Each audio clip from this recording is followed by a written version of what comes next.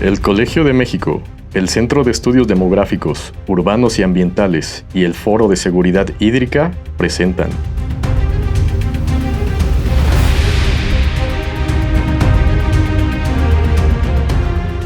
Gota Mexicana, historias, relatos y soluciones.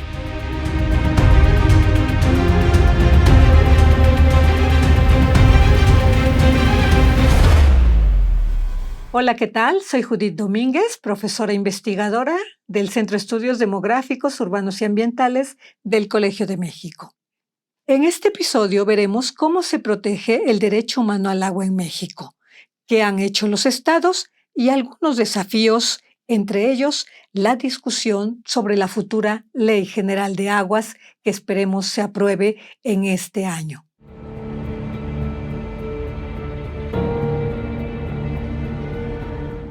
Bueno, hemos visto cómo está construido, cómo se protege y cómo se vigila que los estados garanticen el derecho a nivel internacional.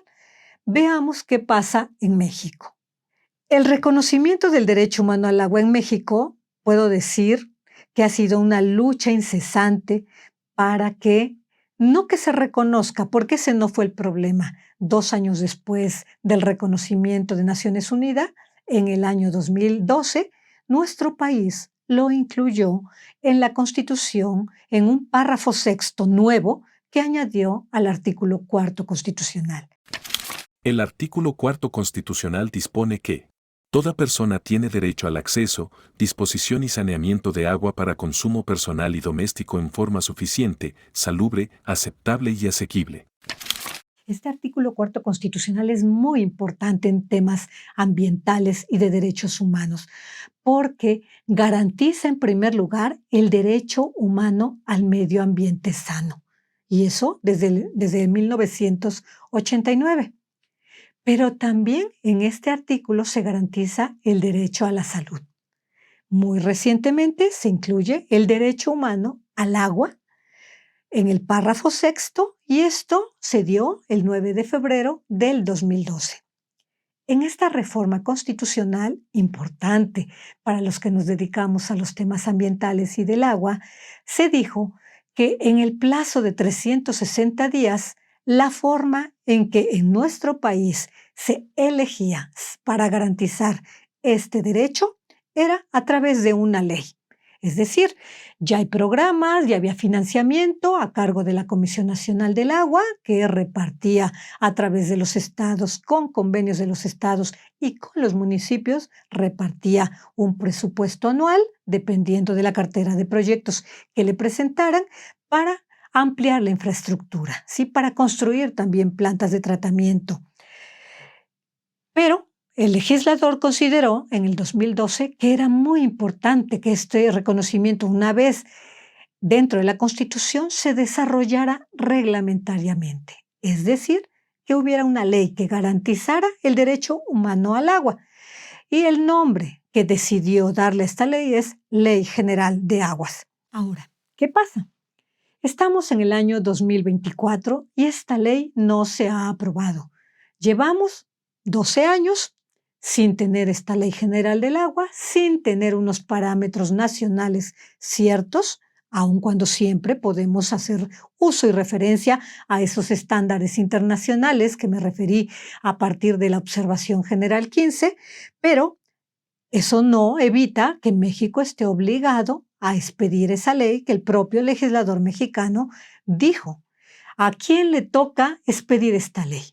Como es una ley secundaria, le toca al Poder Ejecutivo a través de la CONAGUA preparar un borrador, dado que es el ente técnico, pero sobre todo aprobarla al propio legislador. Si lo hacen consulta con los otros poderes, esta ley quedaría mucho mejor, sería aplicable, porque no me dejarás mentir que hay leyes que no se cumplen, ¿no? Que podemos adoptar una ley muy buena, muy bonita, pero en la práctica esa ley podría ser letra muerta. No queremos correr ese riesgo tratándose de un derecho tan importante como es el acceso al agua, a un agua segura, al agua potable. Entonces, para ello es importante discutir, discutir. La cuestión es que llevamos ya muchísimos años, hemos excedido el plazo de 360 días, llevamos 12 años sin poder aprobar. Yo diría más bien, sin ponernos de acuerdo cómo debería ser esa ley. Hay dos propuestas, dos grandes propuestas que han estado en tensión, que han sido contradictorias, que han pasado legislaturas y no se ha aprobado, aun cuando ha habido borradores, aun cuando ha habido iniciativas presentadas por grupos sociales, por partidos políticos, inclusive una iniciativa ciudadana firmada por más de 200,000 personas que se presentó. Es una de las formas también para aprobar leyes en nuestro país, muy interesante por cuanto que lleva un respaldo ciudadano. Sin embargo, tampoco ha pasado, como diríamos con un lenguaje más común. ¿A qué se debe? El primer problema, el primer pero, es el de consensos. No hay manera de ponerse de acuerdo en si debe ser una ley mínima o debe ser una ley que vaya a todo el detalle. Y por eso te decía, hay dos posiciones. La primera es que la Constitución se refiere al derecho humano al agua, tal como lo expliqué aquí, es decir, el agua para las personas con estas características. Una segunda interpretación o corriente considera que el derecho humano al agua implica que esa Ley General de Aguas sea mucho más amplia, que sustituya a la actual Ley de Aguas Nacionales, que está vigente desde 1992, es decir, esta ley no nos sirve, tiene problemas, tiene limitaciones y hay que sustituirla por otra ley, esta ley que se llama Ley General de Aguas, que sea amplia. Y metamos en esta todos los temas que están pendientes, ¿no? Como cambio climático, como una mayor participación, inclusive propuestas novedosas como la cogestión, cómo desarrollar el tratamiento, en qué consiste, cómo desarrollar el financiamiento, cuánto debe haber, no nos va a decir la cantidad, por supuesto, pero sí un presupuesto mínimo, quizá en porcentaje. ¿Y quién está obligado? Muy importante en esta futura ley decir quién está obligado a garantizar el derecho. Tampoco lo tenemos claro y cada vez, todavía después de 12 años, las autoridades se echan la bolita. No le toca a la Conagua, le toca al municipio o le toca al Estado. Pero en esa confusión, lo cierto es que hay 7 millones de personas todavía en nuestro país que no tienen agua potable dentro de su vivienda o dentro del terreno. Puede tener otras formas, ¿no? Puede acarrearla, puede tomarla de su vecino, en fin, puede comprar las pipas, puede perforar un pozo también, porque para el agua para consumo doméstico no necesitas ninguna concesión o un permiso de la Conagua. Eso está garantizado, pero aún así hay 7 millones de personas en el país que no tienen agua segura. Y si vamos a los números del saneamiento, ese número todavía aumenta. Es decir, que no tienen baños dignos, que no tienen tampoco una red de drenaje y alcantarillado. Y el problema, por supuesto, se agranda porque es ambiental. Entonces, como decía, ha sido y es una lucha incesante en México para que se legisle sobre derecho humano al agua.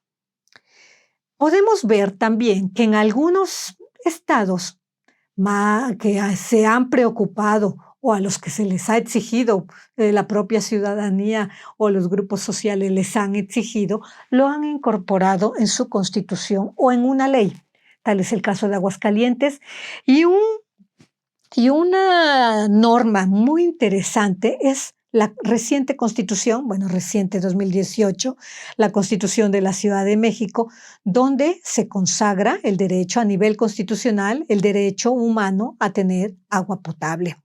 Ahora bien, desde el 2005, la Ciudad de México ya lo había incluido en su ley de aguas, en ese entonces se llamaba Ley de Aguas del Distrito Federal. Ahora se llama Ley para garantizar el acceso al agua y al saneamiento. Tiene un nombre mucho más largo. Bueno, la Constitución garantiza este derecho y además otras cuestiones también muy interesantes, como que la gestión del agua potable tiene que ser pública, como que el pavimento tiene que ser permeable, que permita la infiltración, por ponerte algún ejemplo. Es una ley, más bien una Constitución bastante novedosa y de avanzada en materia de derechos humanos. Cuando hablamos del agua como un derecho humano, es un derecho que nosotros diríamos un derecho reforzado. ¿Por qué? Porque cuando yo no tengo agua y me quejo, puedo ir a la Comisión de Derechos Humanos, puedo ir a la propia autoridad del agua para decirle, mire, usted no está garantizando mi derecho humano al agua. Y en ese caso, por eso también lo puedo reforzar con otros derechos, como el derecho a la salud. Como no tengo agua potable en mi vivienda o porque no se me está garantizando, porque dicen que estoy en asentamiento irregular, todo esto ya está desarrollado, ¿sí? Se debe garantizar el agua incluso en asentamientos informales. Ahora, se debe garantizar el acceso al agua, al mínimo vital, sea 50, sea 100, sea el parámetro que haya establecido un país. Ahora, lo que sí no se puede hacer, porque si una persona está en la informalidad, una vivienda está en la irregularidad, por ejemplo, está en suelo de conservación, como hay muchas viviendas en todo el país, caso muy concreto, aquí en el Ajusco, donde nos encontramos en el Colegio de México, hay muchas viviendas, asentamientos informales que no tienen una legalidad sobre el uso del territorio, sobre el terreno. ¿Y eso significa que no debemos darle agua? Eso ya quedó claro. Lo dicen los estándares internacionales y algunas resoluciones judiciales. Usted, autoridad, está obligado a garantizarle acceso al agua, no el derecho público de drenaje alcantarillado o la red pública de agua potable. Eso no, ¿sí? Hasta que no esté regularizado ese terreno. Entonces, pues ha habido fórmulas, pueden ser diversidad de formas de garantizar ese acceso al agua, sea a través de pipas, sea a través de garrafones, sea a través de un vale. Vamos, que para soluciones podemos mencionar bastantes en nuestro país sin ir muy lejos. Entonces, se garantiza. Lo que sí debe quedarnos claros es que se garantiza el acceso al agua, que ninguna persona tenga que sufrir ningún riesgo de higiene, de salud pública o de contaminación por no tener agua cercana y, sobre todo, insisto en esta palabra, que sea segura. Te preguntarás entonces, si es tan importante el derecho humano al agua, ¿por qué no se ha legislado sobre ello? ¿Por qué hay muchas personas aún en el país sin acceso al agua? Para dimensionar la importancia de abordar el acceso al agua como un derecho, te damos los siguientes datos. De acuerdo a la Organización de las Naciones Unidas, más de 2.000 millones de personas en el mundo no tienen servicios básicos de agua y saneamiento. 2 de cada 5 centros sanitarios no tienen instalaciones adecuadas para lavarse las manos. En más de 60 países son las mujeres y las jóvenes las que acarrean agua a 8 de cada 10 hogares, invirtiendo 200 millones de horas, 8,3 millones de días o 22.800 años. Contar con agua segura garantiza una vida digna para todas las personas. ¿Quién es el responsable? ¿Quién está obligado a garantizar el derecho? Aún sin esta Ley General de Aguas, yo te podría decir que hay 3 órdenes de gobierno obligados a garantizar conjuntamente, y aquí una frase muy importante, en el ámbito de sus competencias, porque no podemos pedirle a alguien que no tiene la atribución, la competencia ni el financiamiento que garantice una obligación que le corresponde a otra. En resumen, las mínimas obligaciones para el Estado son: acceso a una cantidad mínima de agua para uso doméstico, no discriminación en el acceso a los servicios, garantizar el acceso físico a instalaciones o servicios de agua que proporcionen un suministro suficiente y regular de agua salubre, seguridad personal en el acceso al agua, distribución equitativa de las instalaciones, adopción de un plan de acción nacional destinado a toda la población, monitoreo del alcance de la realización, medidas para prevenir, tratar y controlar enfermedades asociadas al agua. El principal obligado es el municipio, sí, como autoridad cercana y porque el artículo 115 de la Constitución nos dice que de forma exclusiva los municipios están obligados a garantizar agua potable, drenaje, alcantarillado, tratamiento de las aguas residuales y su disposición final, es decir, no que las tire al río, ¿sí? Porque ahora mismo, en la escasez hídrica que vivimos, se podrían reusar. Sí, se están reusando a veces como aguas negras, es decir, sin ningún tipo de tratamiento, inclusive en la agricultura, siendo nuevamente un riesgo de salud pública. Pero la obligación sería hasta disponer, es decir, si las va a tirar nuevamente o depositar en el río o en un acuífero para que se recargue, pues también esa agua debe ir lo más limpia posible. ¿Para qué? Pues para que no se agrande esa contaminación.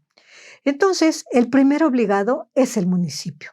Si el municipio no puede, subsidiariamente el Estado, la entidad federativa, tendría que entrarle al quite, es decir, apoyarle, pero subsidiariamente. No puede decir, bueno, como tu municipio o tu alcaldía no puedes, pues lo voy a hacer yo. Claro, la Ciudad de México es un caso particular porque todavía tiene un régimen especial distinto al que tienen los otros estados, las 31 entidades federativas. Aquí en la Ciudad de México la obligación es a nivel estatal, podríamos decir, ¿sí? Y le corresponde al sistema de aguas de la Ciudad de México, no a la alcaldía, a diferencia de lo que pasa en el resto del país. Aquí las alcaldías tienen mucho menos competencias, más bien funcionan subsidiariamente como una ventanilla, tienen encargada la red secundaria, pero no la red primaria, no la red de agua potable. De acuerdo con la Ley Orgánica de las Alcaldías de la Ciudad de México, les corresponde ejecutar dentro de su demarcación territorial los programas de obras públicas para el abastecimiento de agua potable y servicio de drenaje y alcantarillado y las demás obras y equipamiento urbano en coordinación con el Sistema de Aguas de la Ciudad de México encargado del abasto de agua y saneamiento de la ciudad, así como realizar las acciones necesarias para procurar el abastecimiento y suministro de agua potable en la demarcación. Pensemos en el caso de contaminación del agua de la alcaldía Benito Juárez, donde todavía estamos entre si le toca al SACMES o si le tocaba a la alcaldía y que si la alcaldía no apoyó al SACMES o no hizo nada. Esto hay que revisar, basta revisar las atribuciones constitucionales de la Ciudad de México y veremos que la alcaldía tiene muy pocas competencias, muy pocas atribuciones, aun cuando sí hace, por supuesto. Hay alcaldías que tienen sus propias pipas y que en caso de estiaje, de escasez, también en colaboración con el sistema de aguas de la Ciudad de México, pues abastecen a la población cuando se les solicitan y generalmente va a ser sin costo o con un costo mínimo. Eso es por cuanto a la legalidad. Otra cosa son las pipas de particulares cuyos precios, pueden variar de forma exorbitante.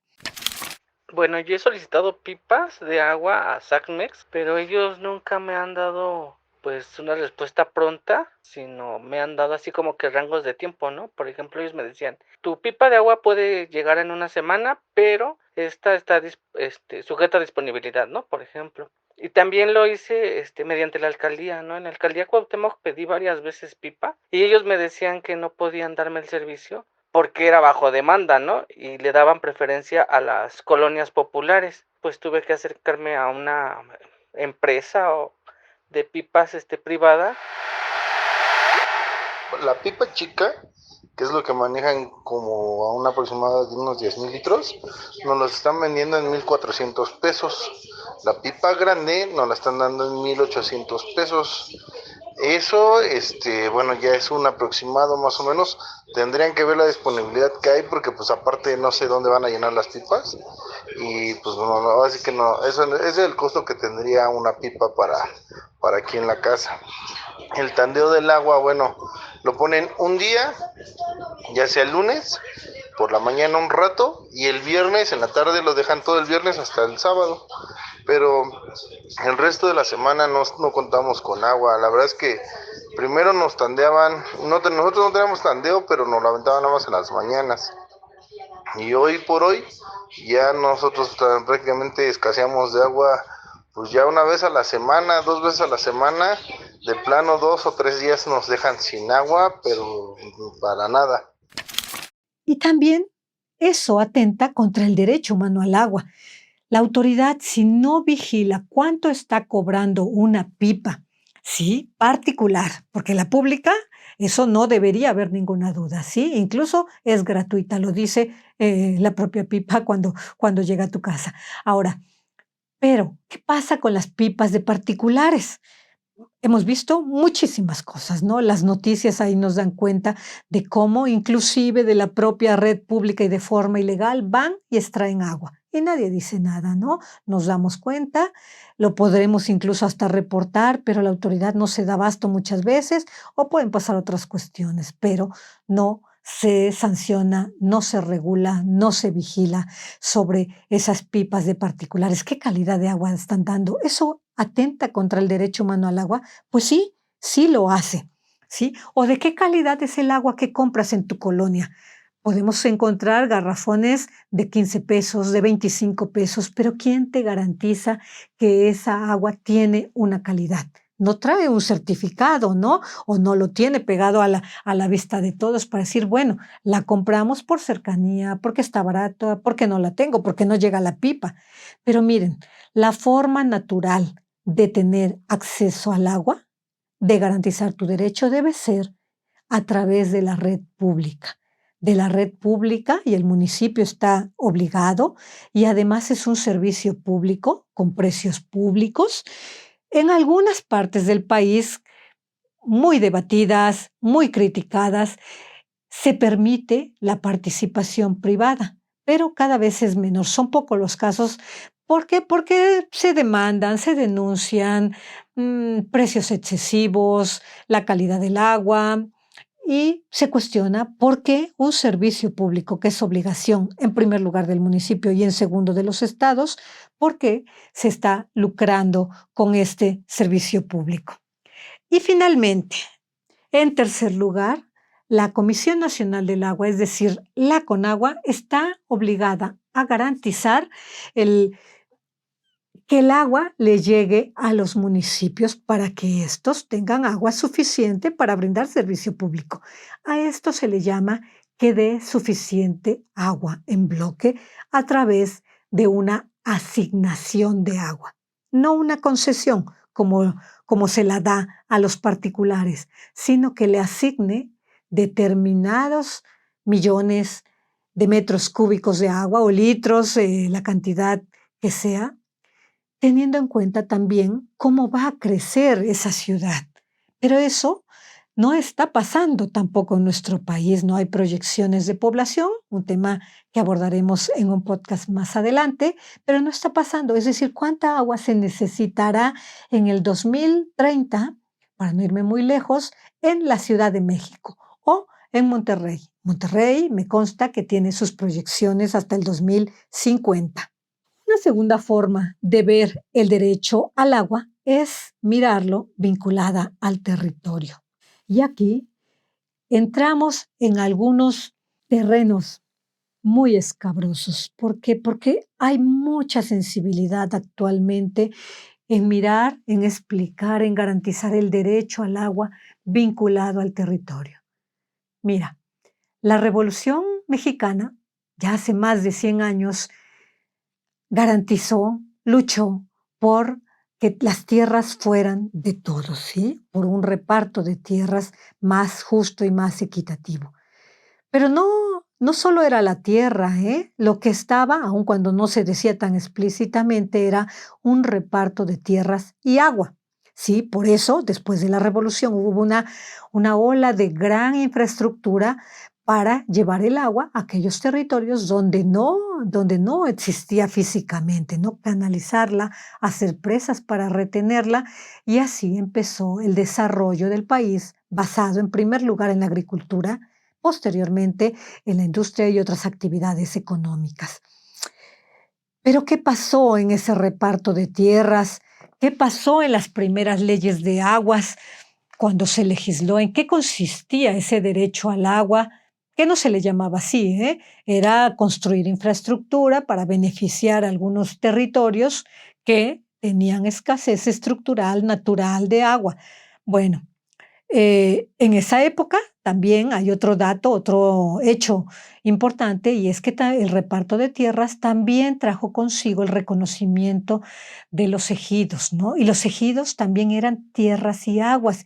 Y ahí la ley agraria ahora no está todavía muy claro, creo que es uno de los temas pendientes que todavía tenemos, garantizaba o debe garantizar que los ejidos tienen agua, manejan el agua que está en su territorio, pero con la ley del 92 empezaron algunas confusiones si decía esta ley que le correspondía a la Conagua exclusivamente la concesión de aguas. Y entonces el agua dentro de un ejido o dentro de una comunidad no es de esa comunidad y le corresponde a la Conagua, que es, digamos, la representante de la nación, de las aguas de la nación, otorgar una concesión.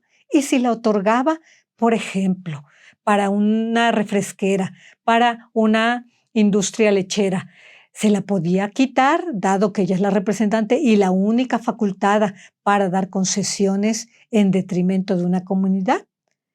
Bueno, pues eso ha pasado, ¿no? Eso ha pasado en muchas partes del país.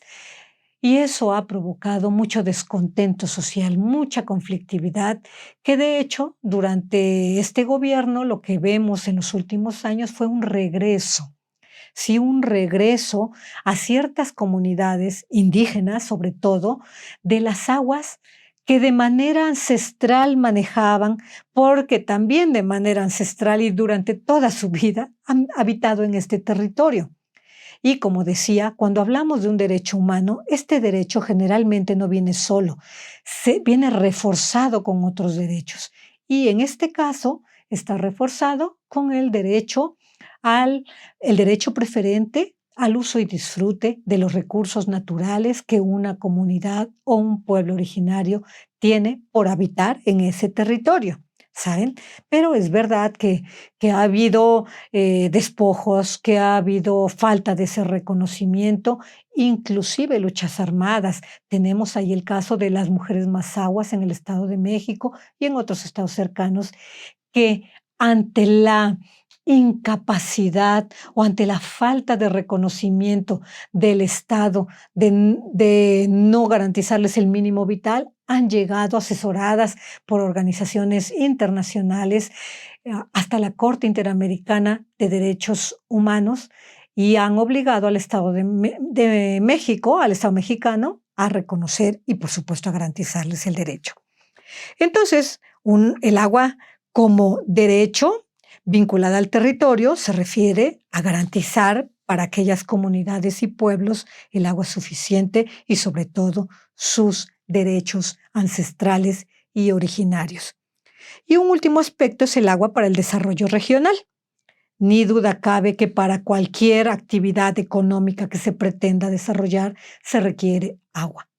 Tenemos ahora a la vuelta de la esquina y con mucha urgencia el nearshoring en el norte del país, una oportunidad económica, dicen, para que el país despegue nuevamente, ¿no? Despegue de un estancamiento que por diversas razones ha tenido en términos económicos, de generación de empleo y por la cercanía con Estados Unidos y con el nuevo tratado de libre comercio, el TEMEC, pues deberíamos aprovechar.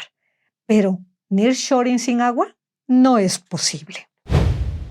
Para terminar, ¿dónde estamos ahora? ¿Cuáles son los desafíos? Bueno, 4. De manera muy breve te los voy a referir. El primero es legislar. Tenemos una obligación, tiene el legislativo una obligación.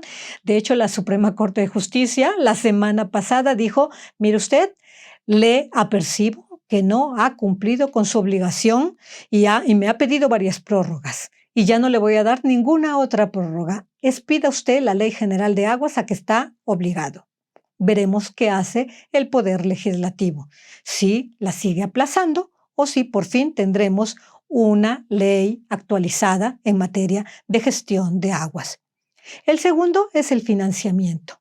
Este sexenio, hay que decirlo, el agua no estuvo en la agenda prioritaria del gobierno solo hasta el último año, ¿sí? 2023 podríamos decir, pero para ciertas obras. Eso tampoco es ponerlo en la prioridad, ¿no? El darle toda el agua a ciertas zonas que ciertamente lo necesitan. Ahí hay unos proyectos presidenciales, unos compromisos y unas deudas históricas, pero el país es muy grande y hay otras regiones que lo necesitan. De acuerdo con los datos de la CEPAL, en México se requeriría invertir el 1,56% de Producto Interno Bruto en este año 2024 para brindar agua potable a toda la población mexicana, lo que equivale a 480,000 millones de pesos anuales de forma ininterrumpida en los siguientes 10 años para ampliación y rehabilitación de la infraestructura hidráulica, y 320,000 millones de pesos en operación. Sin embargo, actualmente solo se recauda poco más del 10% de esta cantidad. Otro desafío es el tecnológico, y ahí sí vamos muy por detrás. Para poder tener agua suficiente hay que producir muchas veces agua, es decir, tenemos que hacer uso de las tecnologías, inclusive aquellas que se llaman no convencionales, para tratar y reutilizar el agua, pero no reutilizarla así como agua negra, como pasa aquí en el Valle de Tula todavía, ¿no? No, y en otras partes del país, sino para tratarla y poder darle un uso con una calidad aceptable, si es para riego de hortalizas, si es para otros cultivos, inclusive si es para consumo humano. Hay países en Europa que inclusive la cerveza se elabora con agua tratada. En este caso se le llama agua regenerada. Y un último desafío es el de gobernanza, y es ponernos de acuerdo entre los usuarios, entre la ciudadanía y con la autoridad para poder hacer una gestión sustentable del agua. Termino diciendo que el agua debe ser una prioridad en las agendas de gobierno.